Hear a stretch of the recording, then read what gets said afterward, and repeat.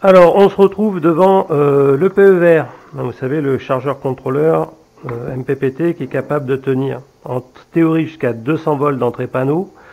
Alors 200 volts, je pense que c'est en dessous de 25 degrés, sinon c'est 180 volts de sûr, garantie Justin Bridou.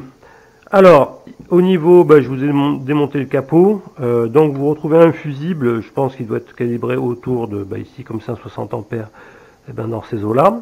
Vous avez ici les deux rangées pour accueillir la batterie, et ici, c'est les panneaux solaires, donc par rapport au Mister Po, c'est un peu inversé.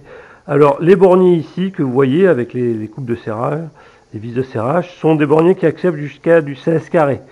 Bon, alors autant pour les panneaux solaires ici, ça va, c'est largement suffisant.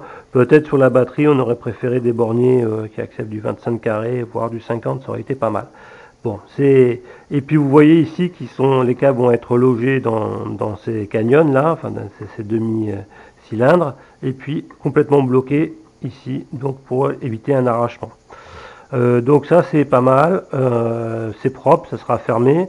Sur la partie de droite, vous voyez des borniers. Alors là, il y a 2 x 2, ici à gauche et à droite.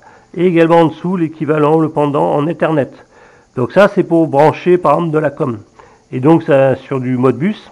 Donc le mode bus, ça veut dire que vous pouvez mettre en parallèle, sans aucun souci, sur le même bus série. Voilà. Donc, ce qui veut dire que vous pouvez brancher, par exemple, en Ethernet, vous le mettez sur un, ce que vous voulez, sur un convertisseur RS185 qui fonctionne en Ethernet, mais si vous n'avez pas, vous branchez directement sur le bornier, sur les vis ici, voilà, et vous serrez, ça marchera très bien également. Donc ici, comme vous avez un deuxième, ça veut dire que c'est pour éventuellement mettre, à mon avis, 2 chargeurs comme ça en parallèle pour qu'ils communiquent, et il me semble qu'il y a une sonde de température, alors un bornier, ce que c'est, je sais pas où il est, peut-être c'est celle-là, la sonde de température, j'avoue, j'en sais rien. En tout cas, il y a possibilité d'adjoindre une sonde de température. Ou alors elle fonctionne en mode bus.